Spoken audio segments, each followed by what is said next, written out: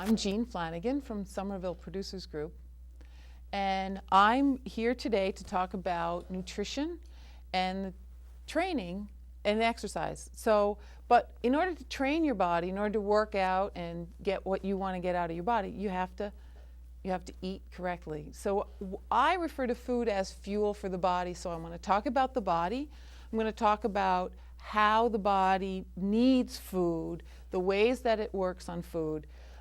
And we're going to talk about some of the good foods and the not so good foods and some interesting things. I think there's been a lot of change in what we know about food and we know about how the body works with food. So we're going to play around with that tonight, and we're going to talk about. I'm going to have all sorts of little handouts that I show to you over the course of this hour.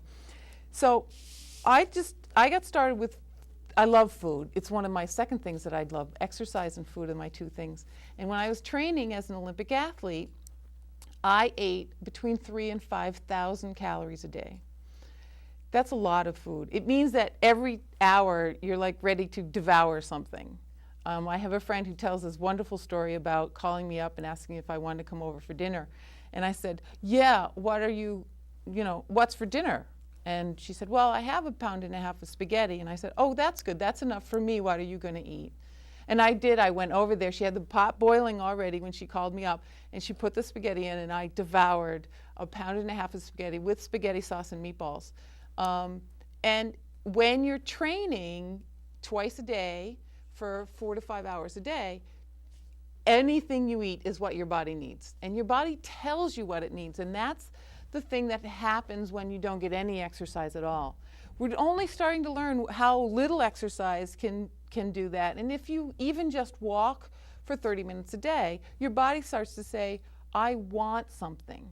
There's a great study that was done in India. It's one of the few places we could do a study like this, where no matter what your socioeconomic class, it's basically a vegetarian diet with rice and vegetables and some beans and lentils. So they pretty much have a standard diet. And they took a farmer who's out in his field all day long planting and growing and picking crops. And then they took a merchant who peddled his wares into the city to go to the market. And then a businessman who lived in the city, and all he had to do was sort of sit in his market square, in his market stall, and didn't have to go anywhere. So he had no physical activity. And the farmer and the salesman, let's call him, they would use all their energy, and they actually ate the amount of energy, and it was different amounts of energy for the two of them, but they ate the quantity that their body demanded. The merchant, on the other hand, although it was the same food, so it wasn't any better, it didn't taste any different, really, his body didn't know how much food he should have. So he ended up overeating because his body just kept saying, okay, it's time to eat.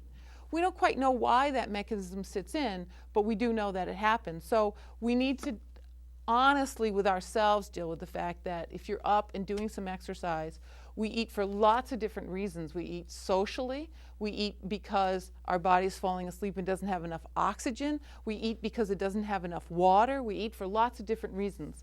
But what I want to talk about tonight is I want to break food down into its basic parts and look at your body in its basic parts. So we're going to start by looking at the composition of your body. What's it made up of? Because that's what we're trying to make sure it gets regenerated and make sure we supply the energy for that. So the first thing to realize is that your body is actually 40% water.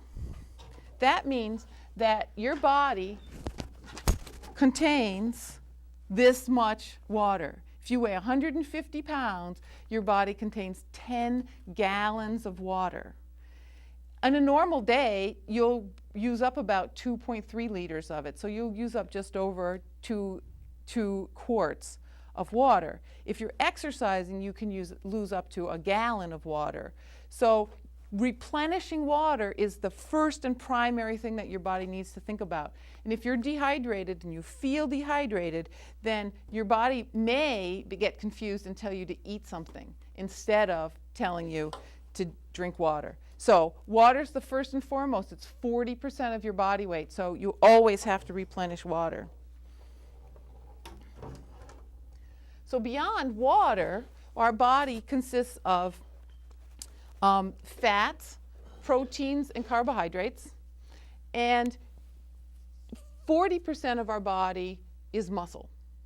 So 40% of our body is what makes everything move, and we walk around and we pick things up and we do what we do in our daily life. And so it's important that we keep that muscle in tone and ready, and we eat protein to create muscle.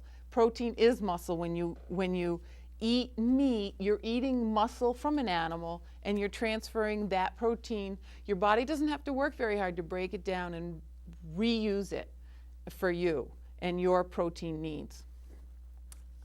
And then we have fat in our body, and our bodies have to have fat. So men have the lowest body fat that's realistic is 5%, and then ideally 8 to 10. The average male is 15 to 25, and obesity happens at over 40%. In women, we look at another scale, a completely different scale. The lowest body fat is 13%, ideal is 15 to 20, the average is 25 to 35, and obese is over 50% body fat. So if you take your body weight and you multiply it by 0.13, you'll get a 13% body fat. If you weighed 120 pounds, then 15% of your body fat is 18 pounds. So this is a pound of fat, and this is 2 pounds and 3 pounds. Oops, they're not going to stack up for me here. Okay, so we just keep stacking it up.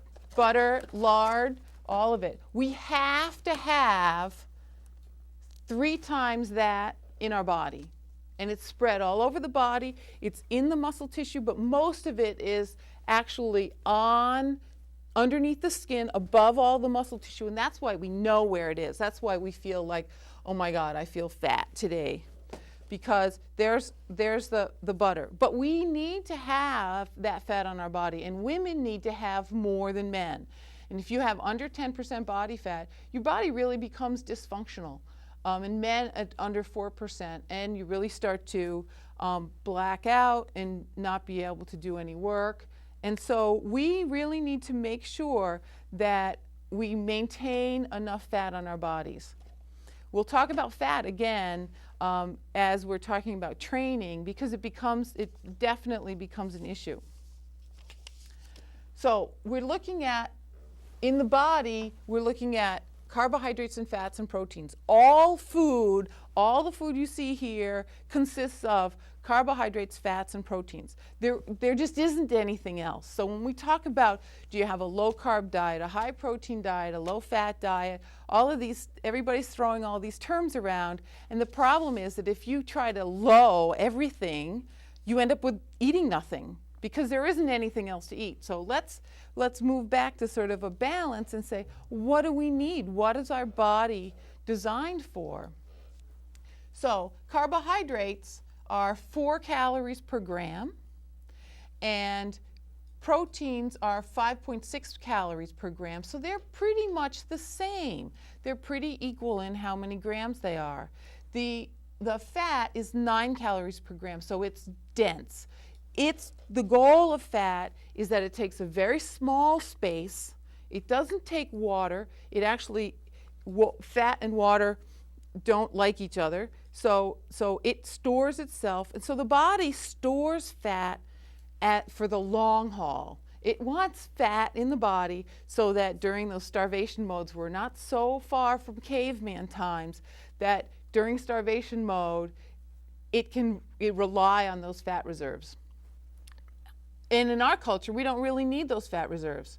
So we don't know how to make use of them, and it takes a long time. And we'll talk a little bit more about how the body can utilize fat and how fat gets put on the body, because I think you'll realize that it's very different. A pound of fat is 3,500 calories. So we talk about losing 2 pounds of fat a day and a week, losing 2 pounds of fat a week as being optimal. And the reason that that is optimal is because if we decrease our intake by 500 calories, any more than that, and the body starts to think it's starvation mode, so we can decrease our intake by 500 calories, and we can increase our workload by 500 calories, which means 500 calories is either an hour of a very hard workout or 2 hours of a moderate workload that most people can handle. Okay, so that's a lot. I mean, that's a lot of work, that's a lot of decrease in calories, and that's about what the body can tolerate if you're really trying to lose weight and trying to lose the fat content. The problem with trying to lose fat content that way is if you're trying to work out too hard, you're not burning more fat. So the body burns carbohydrates preferentially. That's the energy source that it wants to use.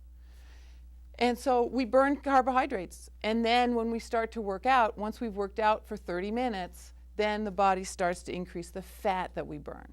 If you work out harder after those 30 minutes, it increases the carbohydrates again. So there's two things with fat burning.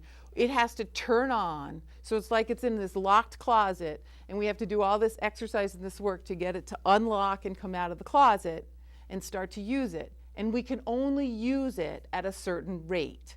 So when we start to exercise above that rate, we have to just burn more carbohydrates again. So we're in this battle about how much fat can I lose at any given moment. So we really have to let go of that and just think about getting exercise in and eating more beneficial to our body and what our body needs. Okay, we're going to talk specifically about proteins, fats, and carbohydrates. And let's compare them. Let's look at the difference in how they function in the body.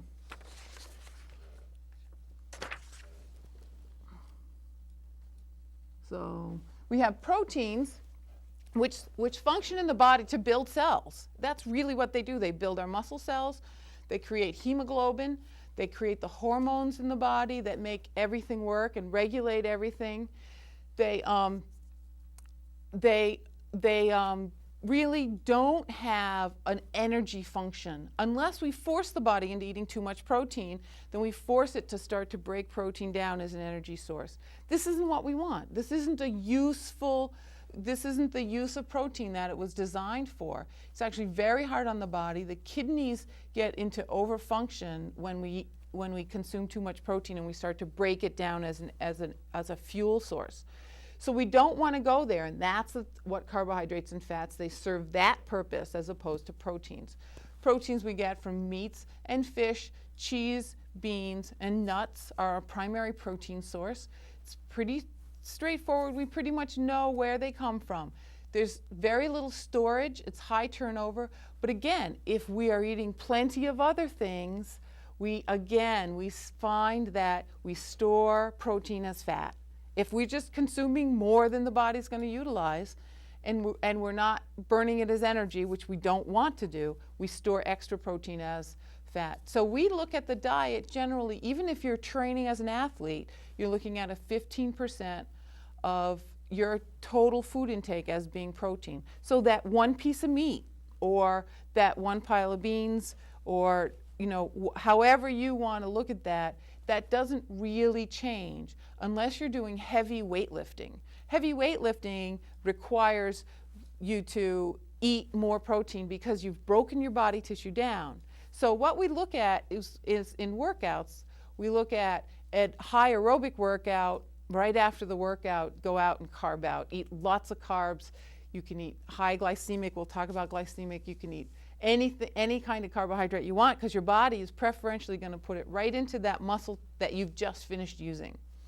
Then on the other side, if you've just finished doing a heavy weight training program, what you've done is you've actually broken down muscle tissue.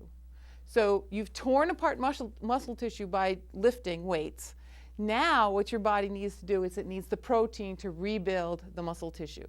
So we want to make sure that you understand what your workout did and then how to supply the necessary materials to then regenerate your body's needs so you can go out and do your workout for the next workout.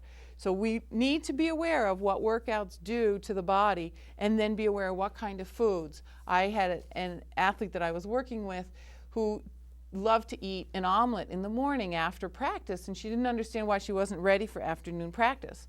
So we got her into eating a lower protein meal then, and then when we lifted weights in the afternoon, eating a higher protein meal after a weightlifting program, and just rebalance the body, and she could train more efficiently and get more out of each workout instead of the body being tired for each particular workout.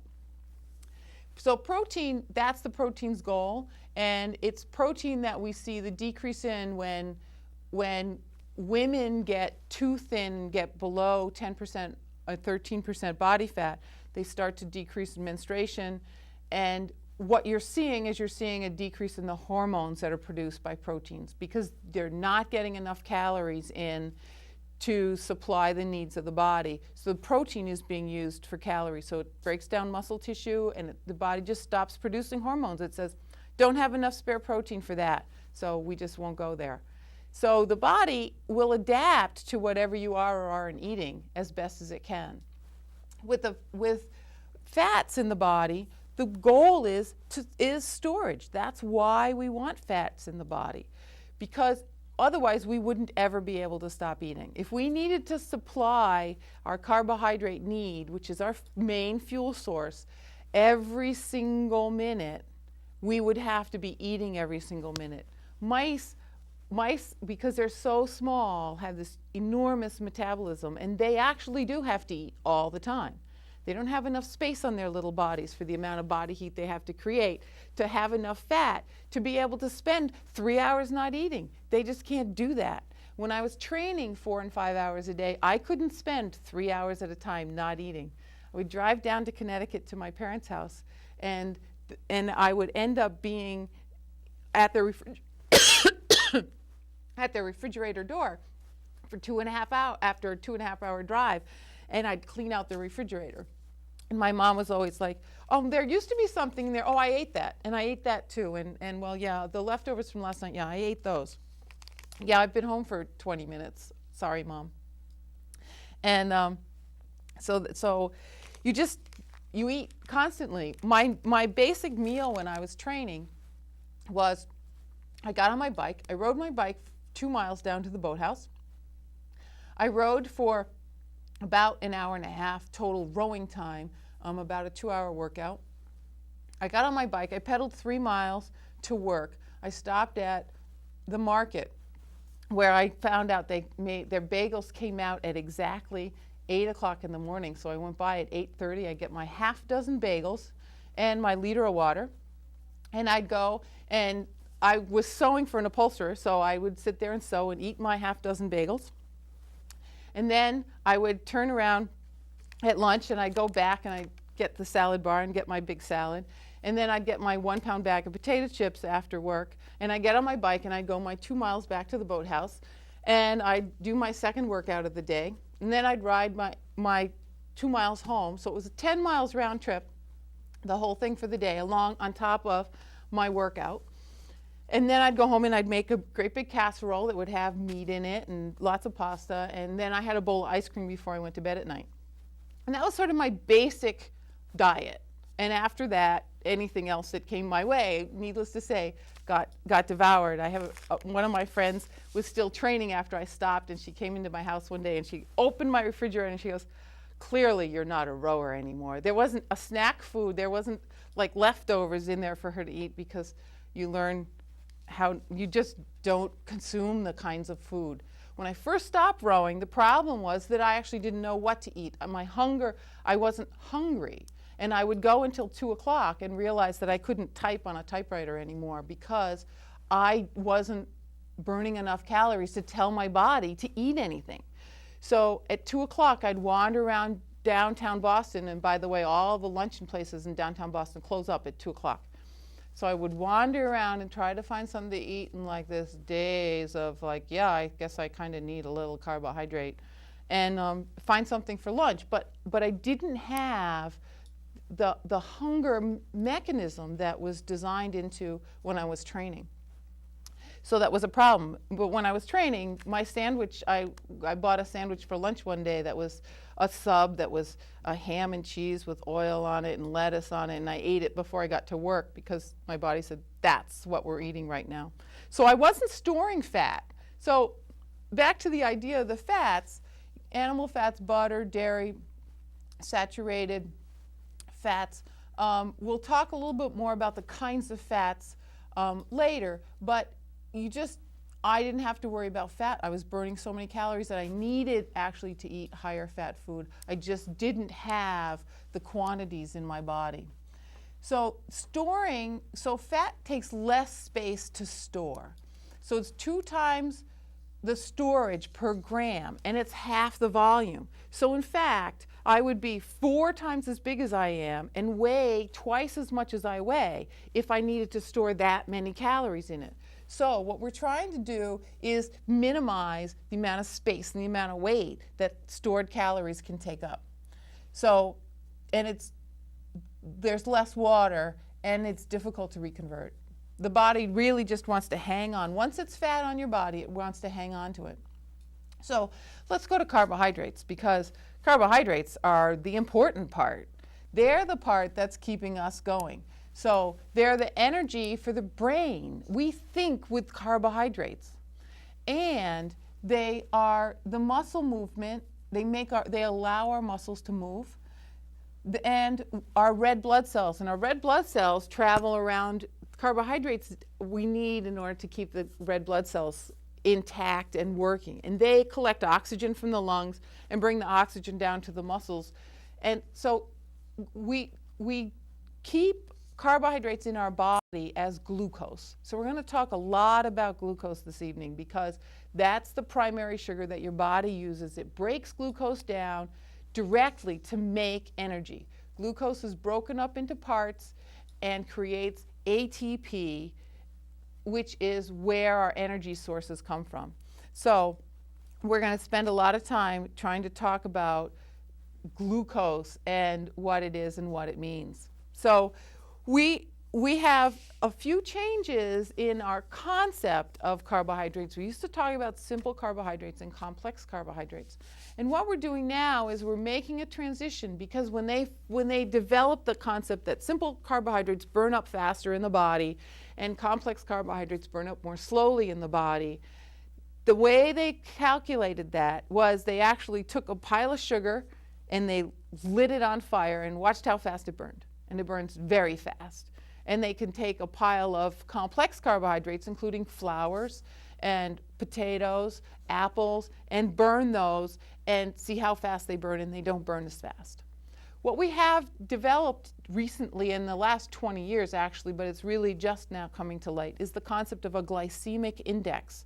And you've probably heard the term, and one of my goals today is to explain it to you. And so this book, called The New Glucose Revolution, they've written, this is their second version because they keep updating it, this book is actually about how the body uses carbohydrates.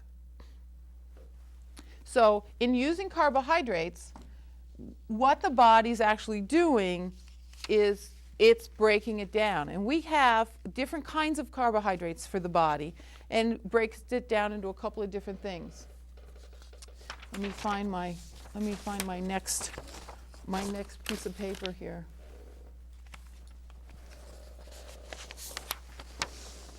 So we break the body down. We break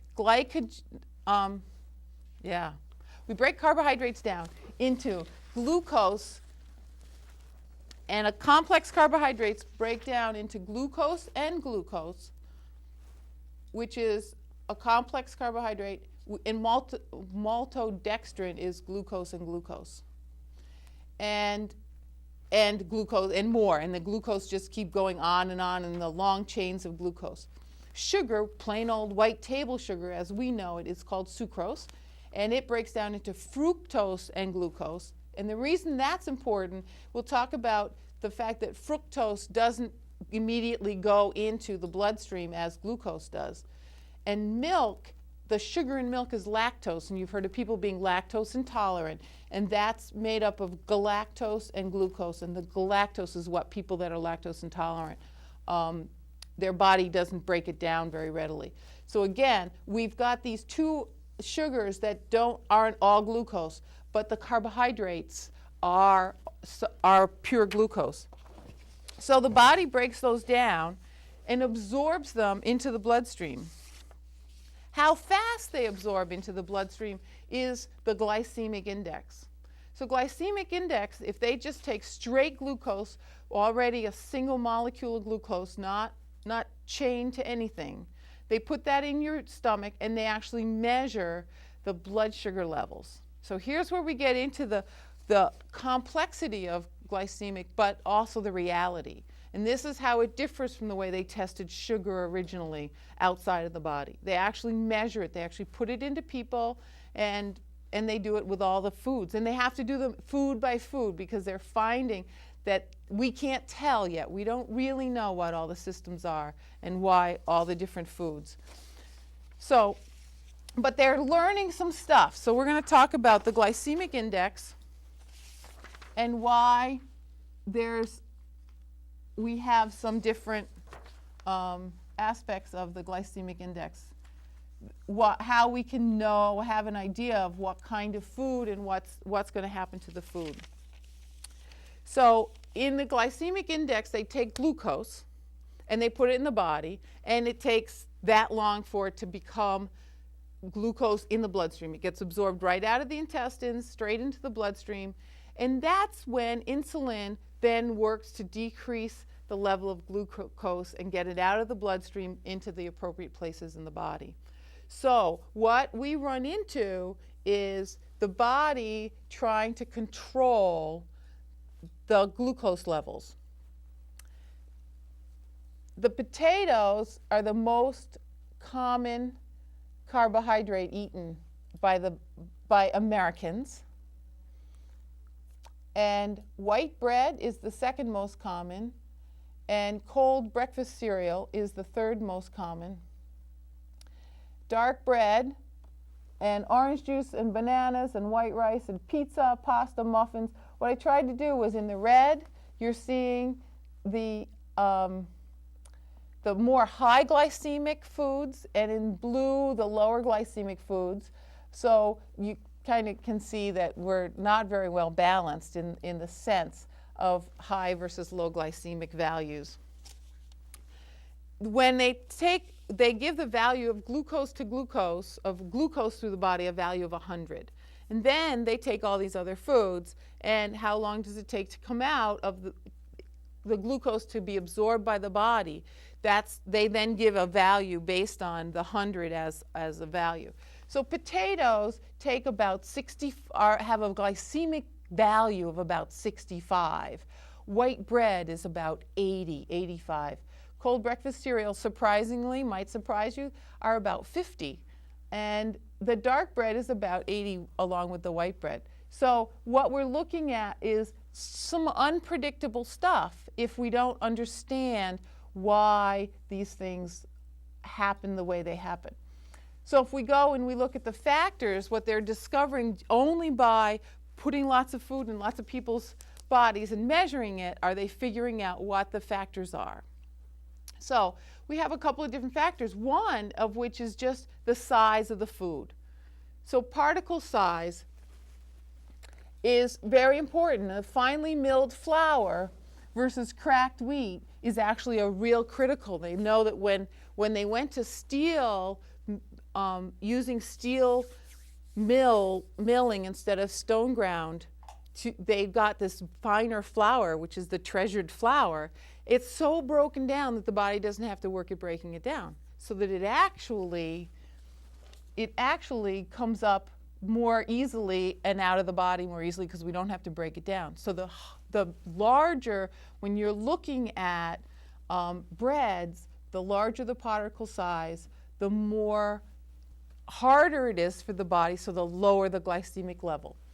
The physical barrier, if you look at breads and food that still have their seed coats on, their husks on, whole wheat berries. So if your bread actually has crunches in it, if it actually has textures and stuff in it, then we're looking at a bigger physical barrier. So we know that rolled oats come under that because they haven't been broken up. Whereas refined oats, quick cook oats instead of old-fashioned oats, have a much higher glycemic, quick cook oats have a higher glycemic level than old-fashioned oats do. Amylose ratio, there's different kinds of amylose is in rice, and the rice is all over the place. It's very interesting. Jasmine rice has a glycemic level higher than glucose. Basmati rice has the glycemic level down closer to 25. So depending on how much of the particular carbohydrate, there's a few amylose and amylopectin are in rice, and depending on which ones they are, you get a different level of glycemic index. The fat content, anytime you see foods that are cooked with fat and have fat, then you see that it decreases the level of the glycemic index. The acidity, if you put vinegar on your salads and you eat sourdough bread, which is more vinegar in it, then more acidity in it, then you actually are again decreasing, because the body can't absorb it as quickly just because it's more acid. Let's see, we have the sugar content. We talked a little bit about sugar. Because glucose is what's absorbed by the body, when we break sugar up, we get half of it as fructose. The fructose actually travels to the liver to become glucose and go directly to the brain, so it doesn't affect the bloodstream. So we don't see that the bloodstream changes from sugar the way that was ultimately predicted. And the last two are really about how thick it is. Gelatinization is, if you overcook your pasta, it's more glycemic than if you leave it as undercooked or al dente. So the body has to work harder if it's harder and not as soft and mushy. And viscosity is how many fibers, how many other fibers are in it, interfere with the body's ability to absorb. So we're looking at things that interfere with the body's ability to absorb fibers. So if we look at some of the foods I have on the table, I have my old-fashioned oats, which is our dear breakfast food. And these are lower glycemic than quick cook oats. However, quick cook oats are lower glycemic than a fine ground cereal. And actually Triscuits, because they actually still have a lot of their fiber in them and they're not as fine ground as other crackers, actually have a lower glycemic value. And we'll talk about all the rest of the crackers over here in a little bit. And this is a very interesting loaf of bread, which ended up at my house by accident, I think. But anyway, this is a 100% whole grain wheat. Now, if we open this bread up and we look at it, we're going to talk a little bit about the concept of fine milled versus whole wheat. You know, we've been told that whole wheat is better than white wheat, that because it's kept all the protein in the wheat germ, and it has kept all the protein in the wheat germ in it, but tell me that looks very much like any different than white bread, other than the fact that it is actually not white. But it's still a very fine ground. You can tell, you know, that no big air bubbles in it. It's still the very nicely milled fine flour. This bread is going to be as glycemic as white bread. The other thing it says on it, when we read the label carefully, it says it's sugar-free. Well, we just talked about the fact that sugar actually interferes with glycemic index. So if there's no sugar at all in this bread, it has a higher glycemic value than if it had some sugar in it. What else? What is in it if they didn't put sugar in it?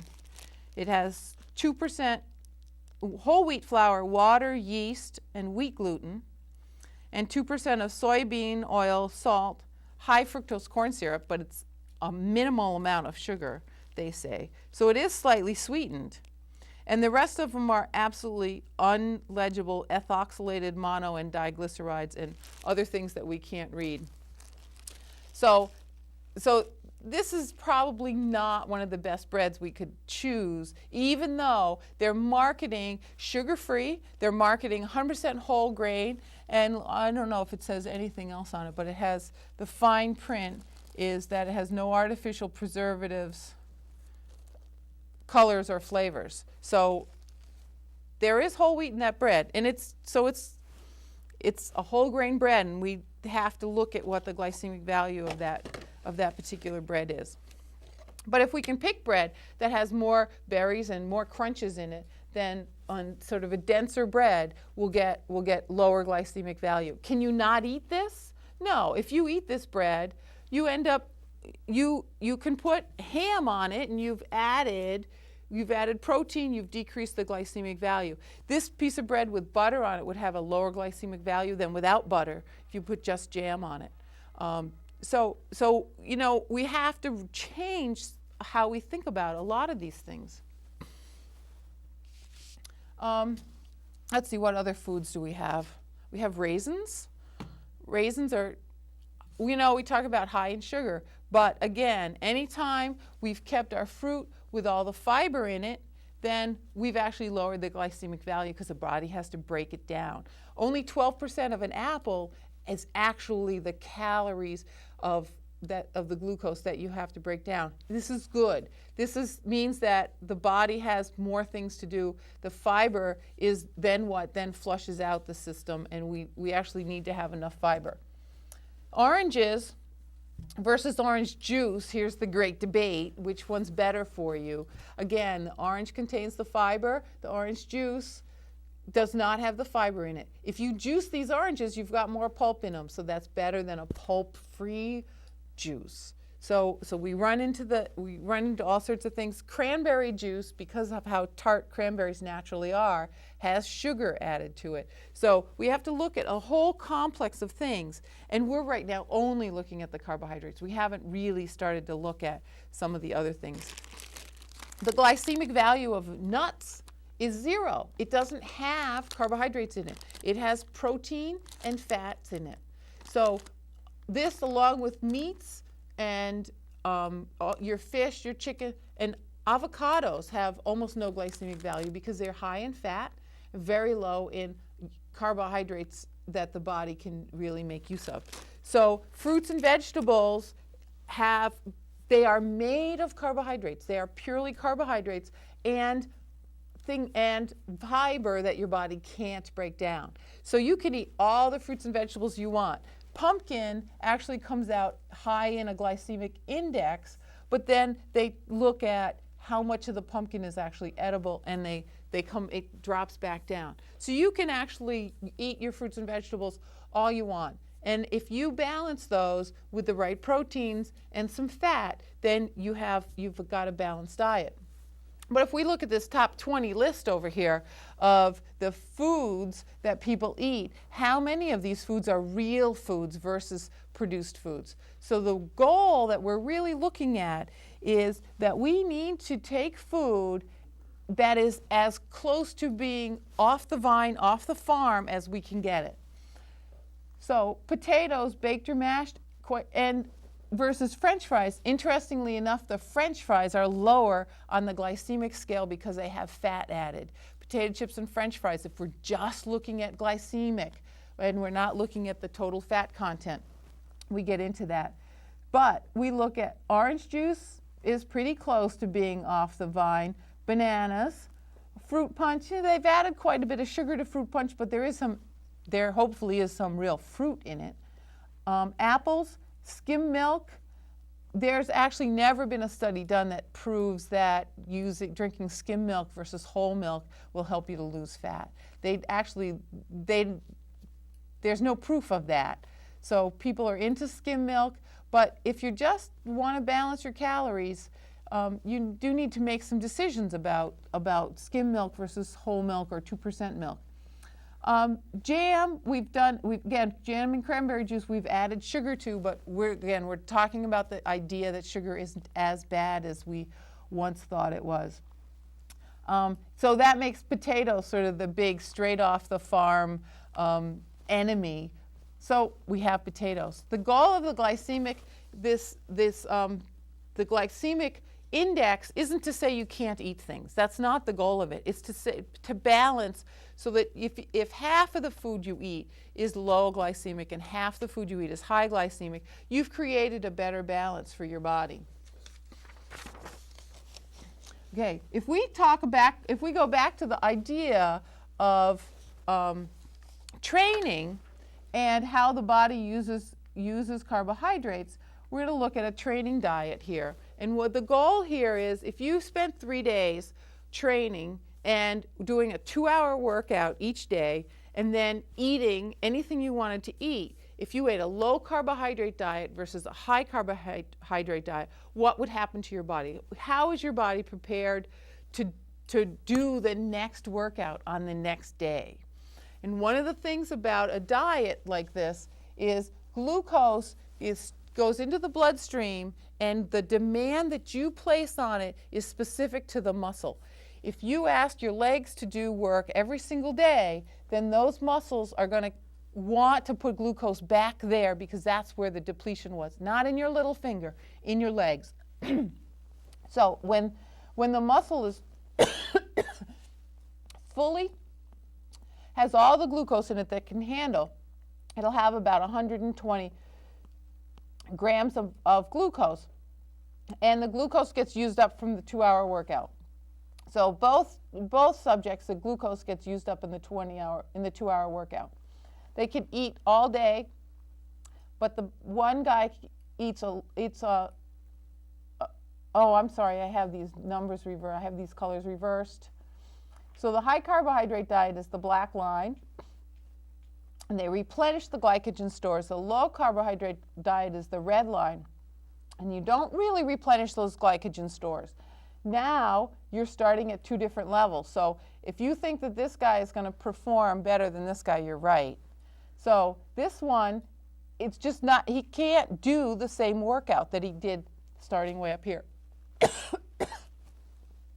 And then they both are depleting they're doing the same amount of work again, so they're depleting their loads, their stores the same amount. And then he's going to replenish almost to the same level. In 24 hours, he doesn't even have time to completely replenish his diet because this workout is more strenuous. So, and now this guy's, at this point, he's barely able to even get out of bed anymore. He doesn't want to do anything. He's tired, feels very depleted, probably is dizzy, probably can't think anymore. There's just not enough glucose in the body to supply the body's needs. So we have to supply the glycogen, that we have to keep the glucose coming into the body on a regular basis. Protein, the body just needs to turn over. It just needs some all the time. But the glucose needs to be replenished on a very regular basis.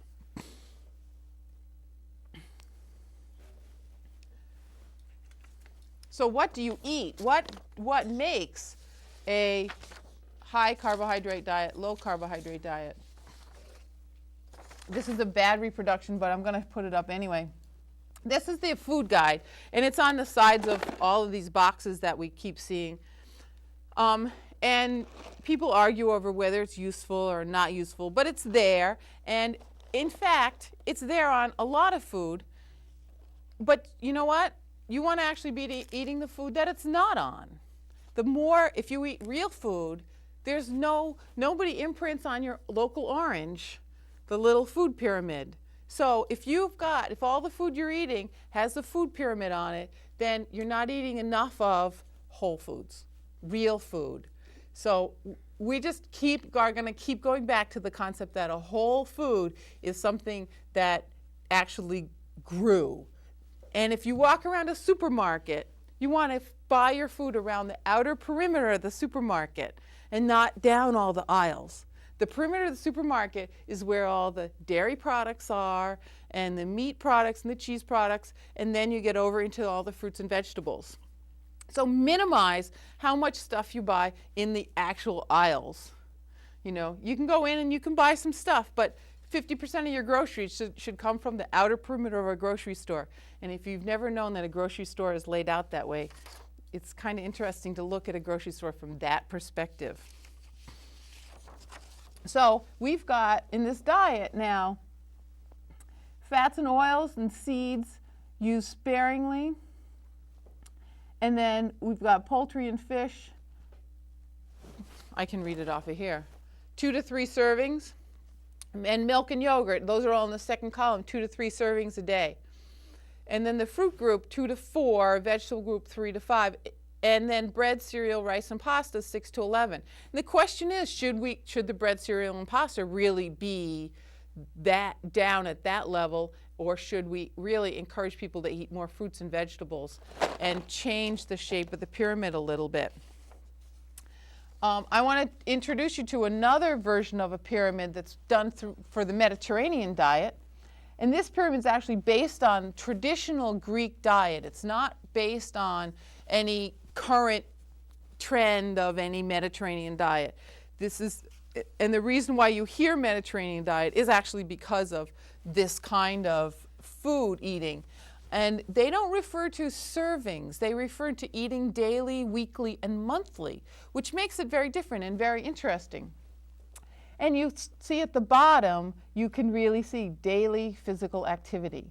So they're emphasizing the fact that every single day you do something. It's not, I have to go out and work as hard as I can. It's like you go for a 20-minute walk. If you go for a 20-minute walk every day or a 30-minute walk, your body will actually tell you part of what you want to eat. So we're going to have, again, we got the bread, couscous, polenta, other grains and potatoes, okay, at the bottom. And some fruits, beans, legumes, and nuts they put down there as part of the daily, and vegetables, olive oil, and cheese and yogurt.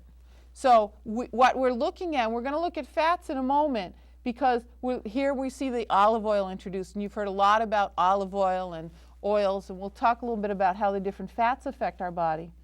And then on a weekly basis, fish, poultry, eggs, and sweets. So they really do, have some fish and have some chicken. It's no big deal, but you don't have to force it into your body, because they're eating these beans and legumes and nuts, which is their protein source. So if you had one of these 4 things on every week, then you're actually eating enough protein. And the meat on a monthly basis, so they're just eating red meat on a monthly basis. I would tend to say this 6 glasses of water is a little underestimating the water in my book, but I'm a big water fanatic. You can't drink too much water as far as I'm concerned. So what I like to have here is talking about fat. If you just take your basic, an ounce of uncooked protein, and 125 calories is fatty red meats and the pâtés, 100 calories is red meats and cheese, 75 is lean red meat, 50 calories is dark fish, poultry, organ meats, 25 is white fish and shellfish. Now this is uncooked, so depending on how you cook it, if you're going to wrap your white fish in a nice breading and then dump it in a nice oil and deep fry it, you've moved it up to somewhere in the red meat and cheese category. So if that's how you like, then know that that's what you're doing to it. Eating food isn't bad. We're not trying to tell ourselves not to eat food. That's not the object of any of this. It's just understanding what food is for, and it's for your body. It's to supply a fuel for your body. Okay, in the baked goods, if we look at butter and lard at 200 calories an ounce, that's just pure fat. There's nothing else in it. Nothing's been done to it, unadulterated. Nuts come under that at 175 calories. Nuts is good fat for your body. It's the kinds of fats that your body should have. Potato chips, chocolate, pie crust, cakes, we can just go down this long list and just see all the nice yummies. Lots of sugar, lots of refined flours, and so the body's just gonna use these as straight carbohydrate, goes straight into the bloodstream. And if you're not doing any exercise, that will affect how well your body functions. Prepared foods, as we start high, again, we start with the high fat food, we get down to the lower fat food. So these charts are all designed to do that. And but let's look at the kind of fat we're putting into our body. Condiments tends to give us some idea. Butter, margarine, mayonnaise, and peanut butter all come under the same per tablespoon 100 calories. So let's think about butter and mayonnaise.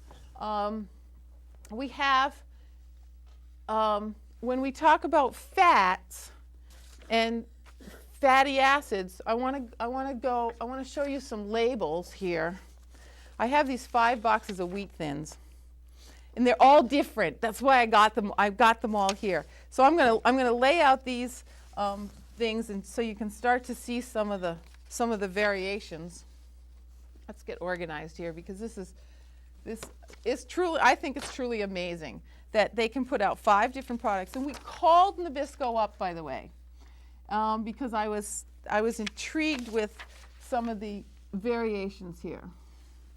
Okay, we've got wheat thin Harvest Crisps, 2 different brands, a 5-grain and a vegetable.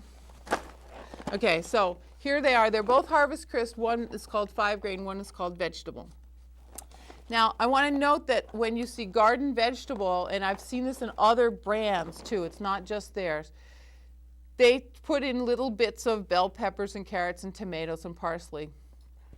It contains hydrolyzed corn and yeast protein, and then it says in parentheses around that, it contains glutamate. What they've tried to do is, everybody's gotten wise to monosodium glutamate. We all know MSG, and everybody's decided that no, it's bad. And quite frankly, it gives me a headache, and I do stay away from it. This is MSG in a different form. But they're required to say it contains glutamate. So know that that's how they're changing. The problem with a lot of these indexes is they keep changing what they are and how they work. And so you actually have to keep up with the latest terminology. Let me talk about MSG for a moment, which is monosodium glutamate was actually developed in Japan, and that's why we look at all this Japanese food and we go, they just have nothing but MSG. It is actually to imitate seaweed, which gives it that natural salty flavor. And so they developed it in a lab to simulate seaweed. And we know that seaweed in food is healthy for us. So it's another one of those science takes over and it's not a real food anymore. So that's in the Harvest Crisps. In the Harvest Crisp 5-grain, what they've done is they've sort of put in a little bit of barley flakes and some cornmeal, and so they could call it healthy, but it's still mostly unbleached and bleached flours. And then the big thing that you see in the middle of all of these is partially hydrogenated vegetable oil. This is your basic trans fatty acid. So what we called Nabisco up about was saying, okay, trans fatty acids. They just came out with a huge study and about how bad and terrible trans fatty acids are. So if you look on all these labels over here, if we can just start over here and look at the fat content of the labels. We're going to look at, this says saturated fat 4.5 grams, total fat 4.5 grams, saturated 1 gram, polyunsaturated 0, monounsaturated 1.5. And they're different. All these biscuits, all these crackers have different levels of carbohydrate, different levels of fat. You don't see anything that says trans fatty acid on it. Now, if we look at, so we called them up. We said, okay, polyunsaturated, monounsaturated, where's the trans? They don't list the trans. What they list are the almost good fats. So saturated fats, your animal fats are saturated fats, and so they list them.